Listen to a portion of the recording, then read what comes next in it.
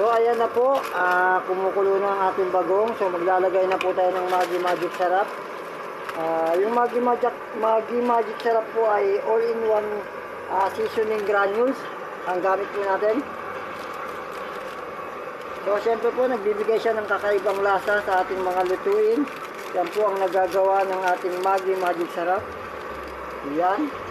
Ang Maggi Magic Sarap po ay gawa sa pinagsama-samang mga rekado tulad ng bawang, sibuyas, luya, kung ano-ano pa. Yan.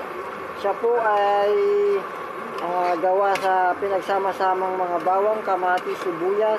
Yan po. Ang Maggi Magic Sarap po ay nagbibigay ng kakaibang lasa. So pwede rin po siya sa ating mga lutuin na kung ano-ano tulad ng sinigang, adobo, prito,